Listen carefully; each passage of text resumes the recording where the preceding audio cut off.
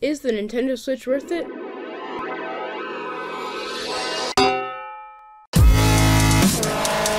First, we're going to talk about the cost. The cost of the Nintendo Switch is $299, and that includes the dock, the tablet, and one controller. So playing console mode, you simply slide in the two parts into the frame of the controller, and it's used similar to an Xbox controller. If you want to play split-screen multiplayer, you're each going to either have to use half the controller, or you're going to have to buy another controller. Joy-Con controllers cost $80, and Pro controllers cost $70. The Nintendo Switch comes with either 16 gigabytes of memory or 32. That's a pretty small hard drive. If you want to expand the size, you can use a micro SD card. For a 128 gig micro SD card, that'll set you back about $40. So in all, if you buy the console, and you buy an extra Joy-Con controller, and a 128 gigabyte memory card, that'll set you back $420. Nintendo is also selling micro SD cards for a higher price than usual, but you can also use any type of micro SD card. You can play with up to 8 people locally if they each have their own Nintendo Switch. A big downside to the Nintendo Switch, if you want to play online, you're now going to have to pay.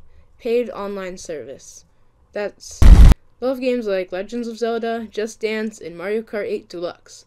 EA said they'll come out with, quote, a game or two. EA did confirm that they will come out with NBA 2K18 for the Nintendo Switch. Now let's talk about the insides and performance of the Nintendo Switch. So going back to the Wii, it had a 1-core 729 MHz CPU. The Wii U had a tri-core 1.2 GHz CPU. And the Nintendo Switch's CPU hasn't improved from the Wii U.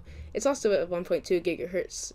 Okay, so now let's move on to the GPU. The GPU of the Wii ran at 243 MHz. The GPU of the Wii U ran at 550 MHz.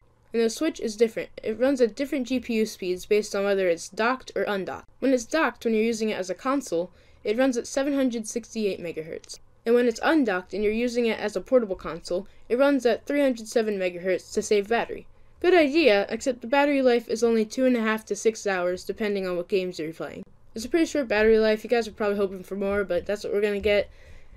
I guess we'll see in the future if they'll upgrade it to the next Nintendo Switch. Now let's talk about the RAM. The Wii had 88 megabytes of RAM, not even a single gigabyte.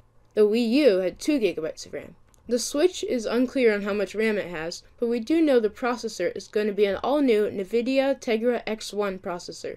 Some are saying it's going to be great, some are saying it's not going to be so great. Overall, if you're looking for a portable Xbox, this isn't for you. But if you're looking for a portable Wii, this is the console for you. That's all we got for you guys today on the RyOs. We'll see you next time.